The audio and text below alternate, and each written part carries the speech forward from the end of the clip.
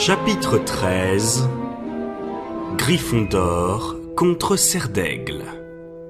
Il semblait que c'en était fini de l'amitié entre Ron et Hermione. Chacun était si furieux contre l'autre que Harry ne voyait pas comment ils pourraient jamais se réconcilier. Ron était furieux qu'Hermione n'ait jamais pris au sérieux les tentatives de Patenron de dévorer Croutard. Jamais elle n'avait fait l'effort de le surveiller de près, et maintenant encore, elle prétendait que Patenron était innocent, et que Ron ferait bien d'aller voir si Croutard ne se cachait pas sous un lit. Elle affirmait sans en démordre que Ron était incapable de prouver que Patenron avait mangé Croutard. D'après elle, les poils du chat se trouvaient peut-être là depuis Noël, et d'ailleurs, affirmait-elle, Ron avait toujours eu un préjugé contre Patenron depuis le jour où il lui avait sauté dessus dans la ménagerie magique. Harry, lui, était convaincu que Patenron avait bel et bien dévoré Croutard, et lorsqu'il fit valoir à Hermione que tous les indices tendaient à le prouver, elle se fâcha également contre lui. « Tu prends parti pour Ron, très bien, de toute façon j'en étais sûre !» s'écria-t-elle d'une voix perçante. « D'abord l'éclair de feu, ensuite Croutard, tout est de ma faute, bien entendu. Et maintenant, si tu me laissais tranquille, Harry, j'ai beaucoup de travail à faire. » Ron avait été très affecté par la perte de son rat. « Allons, Ron, souviens-toi, tu n'arrêtais pas de répéter que Croutard était terriblement ennuyeux, » dit Fred. « Et ça fait une éternité qu'il était patraque, il était au bout du rouleau. C'est sans doute une bonne chose pour lui d'en avoir fini rapidement, le chat n'a dû en faire qu'une bouchée. Il n'a sûrement rien senti. »« Fred !» s'indigna Ginny. « Tout ce qu'il savait faire, c'était manger et dormir. Tu l'as dit toi-même, Ron, » ajouta George. « Un jour, il nous a débarrassés de Goyle en le mordant, » répliqua Ron d'un air accablé. « Tu te souviens, Harry ?»« C'est vrai, » dit Harry. « Son heure de gloire, » dit Fred, incapable de garder son sérieux. « Que la cicatrice sur le doigt de Goyle témoigne de cet acte de bravoure. Allez, Ron, va donc faire un tour à Préolard et achète-toi un nouveau rat. À quoi ça sert de se lamenter ? » Dans une ultime tentative pour lui remonter le moral, Harry proposa à Ron d'assister à la dernière séance d'entraînement avant le match contre Serdaigle. Comme ça, il pourrait essayer l'éclair de feu lorsqu'ils auraient fini. Enthousiasmé par cette idée, Ron oublia Croutard pendant un moment et Harry l'emmena aussitôt sur le terrain de Quidditch. Madame Bibine, qui continuait d'assister aux entraînements de Gryffondor pour veiller sur Harry, fut aussi impressionnée que les autres par l'éclair de feu. Elle le prit en main avant que les joueurs ne décollent et les fit bénéficier de ses commentaires de professionnels. « Regardez ce merveilleux équilibre. Les nimbus ont un défaut. Ils ont tendance à pencher un peu vers l'arrière. Au bout de quelques années, ils perdent de la vitesse. Voyez comme ils ont redessiné la poignée. Elle est un peu plus fine que sur les brosses dures. Elle me fait un peu penser aux anciennes flèches d'argent. C'est tellement dommage qu'ils en aient arrêté la fabrication. Je me souviens, j'ai appris à voler sur l'un d'eux et c'était vraiment un balai remarquable. » Elle continua ainsi pendant un certain temps jusqu'à ce que Dubois finisse par s'impatienter. « Madame Bibine, dit-il au bout d'un moment, est-ce que Harry pourrait récupérer son balai ? Il faudrait qu'on commence l'entraînement. »« Oh, mais bien sûr, allez-y, Potter, » dit Madame Bibine en rendant son balai à Harry. Elle alla s'asseoir dans les gradins en compagnie de Ron pendant que l'équipe de Gryffondor se rassemblait autour de son capitaine pour écouter ses dernières instructions. « Harry, dit-il, je viens d'apprendre que c'est Cho Chang qui va jouer comme attrapeur chez les Serdaigle. Elle est en 4e année et c'est une très bonne joueuse. Elle s'est blessée récemment et j'espérais qu'elle ne serait pas disponible. Malheureusement. » Dubois fronça les sourcils, visiblement contrarié que Cho Chang eût guéri si vite. « L'avantage, reprit-il, c'est qu'elle a un Comet 260, c'est-à-dire une plaisanterie par rapport à l'éclair de feu. Bon, allons-y maintenant. » Pour la première fois, Harry put enfin enfourcher son éclair de feu et décoller. C'était encore mieux que tout ce qu'il avait pu imaginer. À la moindre caresse, l'éclair de feu virait avec une précision incomparable. C'était comme s'il avait obéi à ses pensées plutôt qu'à ses gestes. Harry traversa tout le terrain à une telle vitesse que le stade autour de lui se transforma en un mélange confus teinté de vert et de gris. Il prit ensuite un virage si serré qu'Alicia Spinett poussa un cri de terreur, puis il descendit en piqué jusqu'à frôler l'herbe du bout des pieds avant de remonter en chandelle jusqu'à une hauteur de 15 mètres. « Harry, je lâche le vif d'or !» cria Dubois. Harry vira et fit la course avec un cognard qu'il n'eut aucun mal à dépasser. Il vit alors le vif d'or filer dans les airs et ne mit pas plus de 10 secondes à l'attraper au creux de sa main. Les acclamations enthousiastes de ses coéquipiers retentirent dans le stade. Harry relâcha le vif d'or, lui laissa prendre une minute d'avance, puis se lança à sa poursuite en se faufilant entre les autres joueurs. Il le repéra près du genou de Katy Bell, fondit sur elle, la contourna aisément et attrapa à nouveau le vif d'or. Ce fut fut leur meilleure séance d'entraînement. L'équipe, galvanisée par la présence de l'éclair de feu, se surpassa et lorsque tout le monde fut redescendu sur la pelouse, Dubois n'adressa pas la moindre critique à ses joueurs, ce qui était bien la première fois, comme le fit remarquer George Weasley. « Je ne vois pas ce qui pourrait nous arrêter demain », s'exclama Dubois. « À moins que... Harry, tu as réglé ton problème avec les détraqueurs. » « Oui, » répondit Harry en pensant à son maigre patronus qu'il aurait souhaité plus consistant. « Les détraqueurs ne reviendront pas, Olivier. Dumbledore serait fou furieux, » assura Fred. « Espérons que tu as raison, » dit Dubois. « En tout cas, vous avez fait du bon travail tous. On retourne au château.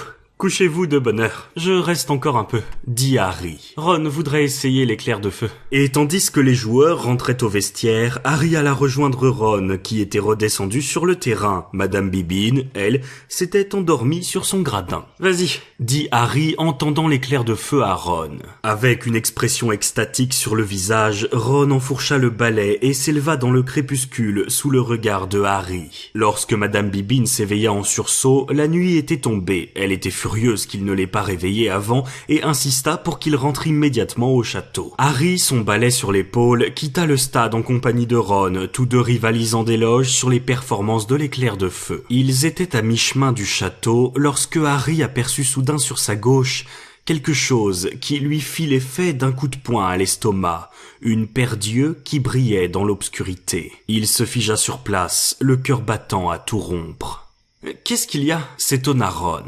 Harry tendit le doigt. Ron sortit sa baguette magique et murmura « Lumos ». Un rayon de lumière traça un sillon dans l'herbe et illumina un arbre. Accroché à une branche, Patenron se tenait à l'affût. « Fiche le camp de là, toi !» rugit Ron. Il se pencha pour ramasser une pierre, mais avant qu'il ait pu faire quoi que ce soit, le chat avait disparu dans un éclair orangé. « Tu as vu ?» dit Ron en laissant tomber la pierre. « Elle le laisse aller où il veut. Il va sans doute croquer un ou deux oiseaux en guise de dessert après avoir dévoré Croutard. » Harry resta silencieux. Il se contenta de pousser un long soupir de soulagement. Pendant un instant, il avait cru que ses yeux brillants étaient ceux du Sinistros. Ron et lui reprirent le chemin du château. Un peu honteux de s'être laissé aller à ce moment de panique, Harry ne dit rien à Ron et garda les yeux fixés droit devant lui jusqu'à ce qu'ils aient atteint la lumière rassurante du hall d'entrée. Le lendemain, Harry descendit prendre son petit déjeuner en compagnie de ses camarades de dortoir qui estimaient que l'éclair de feu méritait une sorte de garde d'honneur. Lorsqu'il entra dans la grande salle, tous les regards se tournèrent vers l'éclair de feu et des murmures enthousiastes s'élevèrent de toutes parts. Harry constata avec satisfaction que les Serpentards paraissaient comme foudroyés. « Tu as vu sa tête ?» dit Ron d'un ton ravi en se retournant vers Malfoy. « Il a l'air de ne pas y croire, c'est parfait !» Dubois, lui aussi, prenait sa part de la gloire qui s'attachait à l'éclair de feu. « Mets-le ici, Harry, » dit-il en posant le balai au milieu de la table de telle sorte que le nom de la marque soit bien visible. Les élèves de Serdaigle et de Poufsouffle s'approchèrent pour contempler l'objet. Cédric Diggory vint féliciter Harry d'avoir si avantageusement remplacé son imbus de mille et Pénélope d'Auclair, la petite amie de Percy, demanda la permission de prendre le balai entre ses mains. « Attention, Pénélope, pas de sabotage !» dit Percy d'un ton amusé tandis qu'elle examinait l'éclair de feu. « Pénélope et moi, on a fait un pari, » expliqua-t-il à l'équipe des Gryffondors. 10 galions d'or sur le résultat du match. Pénélope reposa l'éclair de feu, remercia Harry et retourna à la table des Serdaigle. « Harry, débrouille-toi pour gagner !» chuchota précipitamment Percy. « Je n'ai pas 10 galions d'or. » « J'arrive, Penny !» Et il courut la rejoindre à sa table pour partager un toast avec elle. « Tu es sûr que tu sauras piloter ce balai, Potter ?» dit une voix traînante et glaciale. Drago Malfoy s'était approché pour jeter un coup d'œil au balai, suivi de Crabbe et de Goyle. « Je pense que oui, » répondit Harry d'un ton dégagé. « Il a beaucoup d'accessoires, n'est-ce pas ?» dit Malfoy, les yeux pétillants de malveillance. « Dommage qu'il n'ait pas de parachute, au cas où un détraqueur passerait par là. » Crabbe et Goyle ricanèrent. « Dommage que tu ne puisses pas te greffer un troisième bras, » répliqua Harry. « Il pourrait peut-être attraper le vif d'or à ta place. » Les joueurs de Gryffondor éclatèrent d'un rire sonore. Malfoy plissa ses petits yeux délavés et tourna les talons. Il rejoignit l'équipe des Serpentards qui se rassembla aussitôt autour de lui, sans doute pour lui demander si le nouveau balai de Harry était bien un véritable éclair de feu. À 11h moins le quart, les joueurs de Gryffondor prirent la direction des vestiaires. Le temps avait complètement changé depuis leur match contre Poufsouffle. Le ciel était à présent clair et frais et une petite brise soufflait par instants. Cette fois, il n'y aurait plus aucun problème de visibilité et Harry, malgré son trac, ressentait l'excitation que seule la perspective d'un match de Quidditch pouvait provoquer en lui. Pendant que les élèves de Poudlard envahissaient les gradins du stade, Harry ôta sa robe noire et glissa sa baguette magique sous son t-shirt en espérant de toutes ses forces qu'il n'aurait pas à s'en servir. Il se demanda soudain si le professeur Lupin avait pris place dans les tribunes. « Vous savez ce qu'on a à faire », dit Dubois lorsqu'ils furent prêts à quitter les vestiaires. « Si nous perdons ce match, nous ne serons plus dans la course. Soyez aussi brillants qu'à l'entraînement d'hier et tout ira bien. » Ils entrèrent alors sur le terrain sous les acclamations du public. Les joueurs de Serre d'Aigle, vêtus de bleu, étaient déjà là. Cho Chang, qui jouait au poste d'attrapeur, était la seule fille de leur équipe. Elle avait une tête de moins que Harry et celui-ci, malgré sa nervosité, ne manqua pas de constater qu'elle était particulièrement jolie. Lorsque les deux équipes se firent face, alignées derrière leur capitaine, elle adressa à Harry un sourire qui lui donna une étrange sensation au creux de l'estomac. Et cette fois, le trac n'y était pour rien. « Dubois et Davies, serrez-vous la main », dit Madame Bibine. Dubois serra la main du capitaine des Serres d'Aigle. « Enfourchez vos balais. Attention à mon coup de sifflet. 3, 2, 1... » Harry décolla et l'éclair de feu fila plus haut et plus vite que tous les autres balais. Il amorça un tour du stade et commença à chercher le vif d'or des yeux en écoutant le commentaire du match assuré par Lee Jordan, un ami de Fred et George Weasley. « Ça y est, c'est parti !» s'exclama Jordan. « Le clou de ce match, c'est bien sûr l'éclair de feu monté par Harry Potter de l'équipe de Gryffondor. Si l'on en croit Ballet Magazine, l'éclair de feu a été choisi cette année par les équipes nationales qui participeront au championnat du monde. » « Jordan, vous voudriez bien commenter ce qui se passe sur le terrain », l'interrompit le professeur McGonagall. « Vous avez raison, professeur. Je donnais simplement les dernières nouvelles. Signalons au passage que l'éclair de feu est équipé d'un frein automatique intégré. » « Jordan !»« Très bien. L'équipe de Gryffondor est à l'attaque. Cathy Bell se rapproche des buts adverses. » L'œil aux aguets, prêt à agir au moindre scintillement doré, Harry croisa Cathy à pleine vitesse et remarqua que Cho Chang le suivait de près. Elle volait avec beaucoup d'habileté, coupant sans cesse sa trajectoire pour l'obliger à changer de direction. « Montre-lui tes accélérations, Harry !» lui cria Fred en fonçant vers un cognard qui avait pris Alicia pour cible. Harry donna toute la puissance de son balai et Cho fut incapable de le suivre. Au moment où Cathy marquait le premier but, déchaînant les acclamations des Gryffondors, il l'aperçut enfin. Le vif d'or était près du sol, voletant à proximité d'une barrière. Harry plongea en piqué. Cho remarqua aussitôt son changement de trajectoire et fonça vers lui. Harry, surexcité, accéléra à fond. Les descentes en piqué étaient une de ses spécialités. Il n'était plus qu'à 3 mètres. Un cognard, renvoyé par un batteur des Serres d'Aigle, surgit alors devant lui. Harry vira en catastrophe et réussit à l'éviter d'extrême justesse, mais le vif d'or avait mis ses quelques secondes à profit pour disparaître. Il y eut un grand « oh » de déception parmi les supporters de Gryffondor, mais aussi de très nombreux applaudissements parmi ceux de Serre d'Aigle pour saluer le joli coup de leur batteur. George Weasley donna libre cours à sa mauvaise humeur en renvoyant de toutes ses forces le deuxième cognard vers le batteur adverse qui dut faire un tonneau pour l'éviter. Gryffondor mène par 80 points à 0 et regardez un peu les performances de l'éclair de feu. Potter arrive à lui faire ce qu'il veut maintenant. Vous avez vu comment il prend ses virages, la comète de Chang ne fait pas le poids. Jordan, vous avez reçu de l'argent pour faire la publicité de l'éclair de feu ou quoi? Concentrez-vous sur le commentaire du match. L'équipe de Serre d'Aigle rattrapait son retard. Elle avait maintenant marqué 3 buts, ce qui réduisait l'avance de Gryffondor à 50 points. Si Cho attrapait le vif d'or avant Harry, Serre d'Aigle gagnerait le match. Harry jetait autour de lui des regards frénétiques. Soudain, il y eut un reflet d'or, un battement d'ailes minuscule.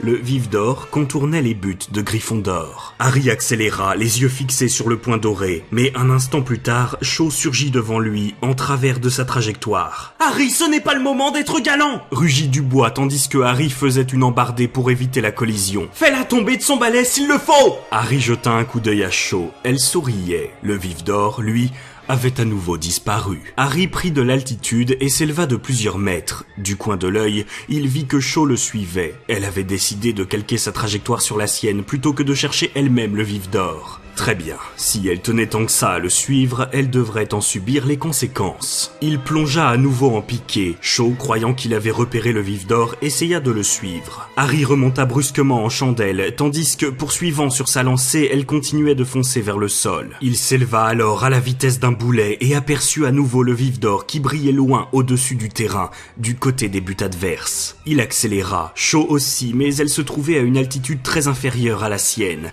Harry gagnait du terrain sur le vif d'or. Soudain, « Ah !» s'écria Shaw en montrant quelque chose du doigt. Harry jeta un coup d'œil en bas. 3 des traqueurs encagoulés, vêtus de leur cape noire, le regardaient. Harry n'hésita pas. Plongeant la main sous son t-shirt, il sortit sa baguette magique et se mit à hurler « Spero, patronum !»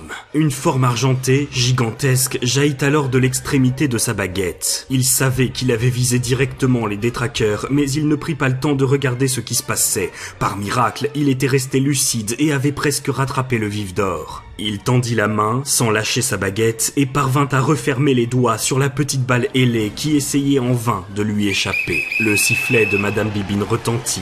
Harry vira en sens inverse et vit une demi-douzaine de silhouettes écarlates qui fonçaient vers lui. Un instant plus tard, ses 6 coéquipiers l'étreignirent avec tant de force qu'il faillit tomber de son balai. Montant des gradins, il entendit les acclamations enthousiastes des supporters de Gryffondor. « Ce type est formidable !» répétait Dubois à plein poumon. Alicia, Angelina et Cathy avaient toutes les 3 embrassé Harry et Fred le serra si fort contre lui que Harry se demanda s'il n'allait pas lui arracher la tête. Dans une totale confusion, l'équipe de Gryffondor parvint à atterrir sur la pelouse. Harry descendit de son balai et vit une nuée de supporters qui envahissaient le terrain, Ron à leur tête. En un instant, il fut englouti par une foule déchaînée. « Bravo !» hurla Ron en levant le bras de Harry. « Bravo ! Bravo ! Magnifique, Harry !» lança Percy, l'air ravi. « Je vais gagner 10 galions d'or !»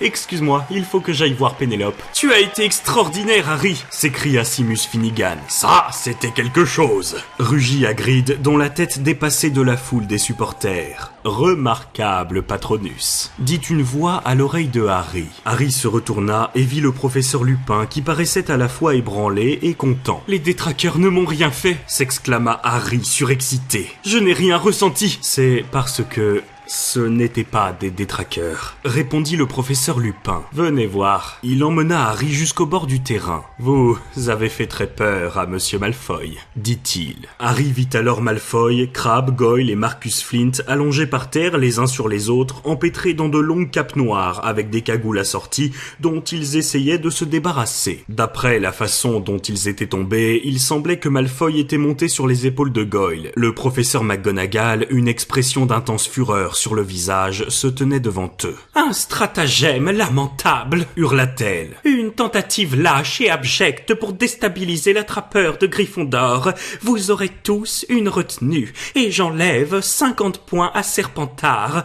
Soyez certains que je parlerai de cette histoire au professeur Dumbledore. » Ah, justement, le voilà. Rien ne pouvait mieux couronner la victoire de Gryffondor. Ron, qui avait rejoint Harry, se tenait les côtes en regardant Malfoy empêtré dans sa cape, tandis que Goyle n'arrivait même pas à sortir sa tête à l'air libre. « Viens, Harry, dit George. Il y a une fête dans la salle commune de Gryffondor. J'arrive, dit Harry. Il y avait longtemps qu'il ne s'était pas senti aussi heureux. Accompagné de ses coéquipiers, encore vêtus de leurs robes écarlates, il sortit du stade et prit la direction du château. C'était comme s'ils avaient déjà gagné la coupe de Quidditch. La fête dura toute la journée et se prolongea jusqu'à une heure avancée de la nuit. Fred et George disparurent pendant 2 heures et revinrent les bras chargés de bouteilles de bière au beurre, de soda à la citrouille et de plusieurs sacs de friandises de chez Honedux. « Comment vous avez fait ça ?» s'étonna Angelina Johnson d'une petite voix aiguë, tandis que George distribuait des crapauds à la menthe. « Nous avons été un peu aidés par Lunar, Queue de Verre, Patte-Molle et Cornedru, murmura Fred à l'oreille de Harry. Une seule personne avait refusé de se joindre aux festivités. Inexplicablement, Hermione restait assise dans un coin à essayer de lire un énorme volume intitulé « Vie et mœurs des Moldus de Grande-Bretagne ». Harry s'approcha d'elle. « Tu es venu voir le match ?» lui demanda-t-il. « Bien sûr que oui », répondit Hermione d'une voix étrangement aiguë et sans lever les yeux de son livre. « Je suis très heureuse que nous ayons gagné et je trouve que tu as très bien joué, mais je dois lire ça pour lundi. » « Allez, Hermione, viens manger et boire quelque chose. chose, dit Harry en jetant un coup d'œil à Ron pour voir s'il semblait d'humeur à enterrer la hache de guerre. C'est impossible, Harry, j'ai encore 422 pages à lire, répliqua Hermione qui paraissait au bord de la crise de nerfs. De toute façon, ajouta-t-elle en regardant Ron à son tour, il ne veut pas que je fasse la fête avec vous. Comme pour mettre fin à toute tentative de conciliation, Ron choisit ce moment précis pour lancer à haute voix. Si Croutard n'avait pas été dévoré, lui aussi aurait bien aimé manger quelques bonbons. Hermione fondit en larmes et avant que Harry ait eu le temps de dire quoi que ce soit, elle referma l'énorme livre, le mit sous son bras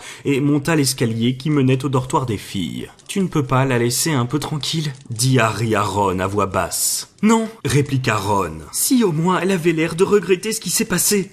Mais elle ne voudra jamais avouer que c'est elle qui a tort. Elle continue à se comporter comme si Croutard était simplement parti en vacances. La fête des Gryffondor ne prit fin qu'à 1h du matin, lorsque le professeur McGonagall apparut dans sa robe de chambre écossaise, les cheveux recouverts d'un filet, pour exiger que tout le monde aille se coucher. Épuisé, Harry se mit au lit après avoir soigneusement refermé les rideaux de son baldaquin et s'endormit presque immédiatement. Il fit alors un rêve étrange. Il marchait à travers une forêt, son éclair de feu sur l'épaule, en suivant quelque chose d'un blanc argenté qui se faufilait parmi les arbres et qu'il n'apercevait que par instants à travers le feuillage. Il hâtait le pas pour essayer de rattraper cette forme insolite, mais celle-ci accélérait également l'allure. Harry se mettait à courir, et il entendait devant lui des sabots qui martelaient le sol à un rythme de plus en plus rapide. Bientôt, il courait à toutes jambes, tandis que retentissait un peu plus loin un galop effréné.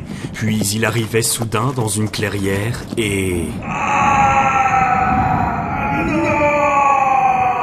Harry se réveilla en sursaut, comme si on venait de lui donner une gifle. Dans une obscurité totale, il chercha à tâtons les rideaux de son baldaquin. Il entendait des mouvements autour de lui, et la voix de Seamus Finnegan s'éleva à l'autre bout de la pièce. « Qu'est-ce qui se passe ?» Harry crut entendre claquer la porte du dortoir. Il réussit enfin à écarter les rideaux, et au même moment, Dean Thomas alluma sa lampe. Ron était assis dans son lit, une expression d'intense terreur sur le visage. Les rideaux de son baldaquin étaient déchirés. « Black! Sirius Black! Il était là avec un couteau !»« Quoi ? Là, à l'instant ! Il a déchiré les rideaux, il m'a réveillé !»« Tu es sûr que tu n'as pas fait un cauchemar, Ron ?» demanda Dean Thomas. « Regarde les rideaux ! Je te dis qu'il était là !» Ils sortirent tous de leur lit. Harry fut le premier à atteindre la porte du dortoir et ils dévalèrent l'escalier. Des portes s'ouvraient derrière eux et des voix ensommeillées s'élevaient de toutes parts. Qui a crié « Qu'est-ce que vous fabriquez ?» La salle commune était éclairée par les braises qui rougeoyaient encore dans la cheminée, mais elle était déserte. « Tu es vraiment sûr que tu n'as pas rêvé, Ron ? Je te dis que je l'ai vu ! Qu'est-ce que c'est que ce vacarme ? McGonagall nous a dit d'aller nous coucher. » Quelques filles étaient descendues de leur dortoir, enfilant leurs robes de chambre, le visage ensommeillé. Les garçons, eux, arrivaient en nombre. « Formidable, on continue la fête ?» dit Fred Weasley d'un ton réjoui. « Tout le monde dans les dortoirs !» s'écria Percy qui surgit dans la salle commune en épinglant son insigne de préfet en chef sur le revers de son pyjama. « Percy !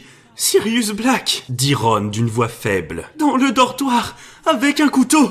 Il m'a réveillé !» Un grand silence s'installa. « Absurde !» répliqua Percy déconcerté. « Tu as trop mangé, Ron. » C'était un cauchemar, tout simplement. Je te dis que non! Bon, allez, maintenant, ça suffit. Le professeur McGonagall arriva à son tour. Elle s'avança dans la pièce en lançant des regards furieux. Je suis enchantée que Gryffondor ait gagné le match, dit-elle. Mais tout cela devient ridicule.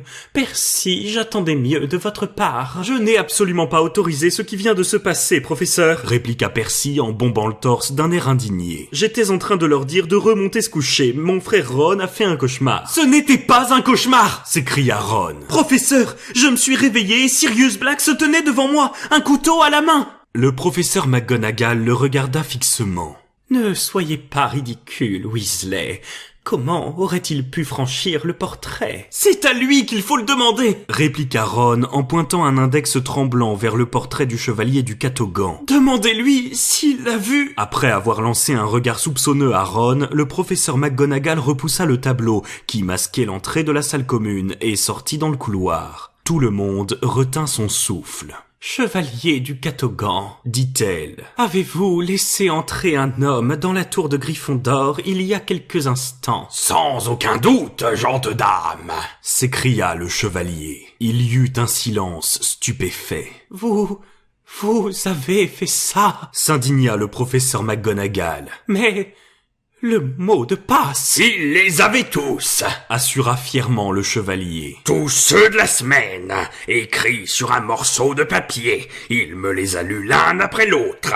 Le professeur McGonagall rentra dans la salle commune devant les élèves abasourdis. Elle était livide. Qui, dit-elle d'une voix frémissante, qui a été assez stupide pour noter tous les mots de passe de la semaine et les laisser traîner n'importe où?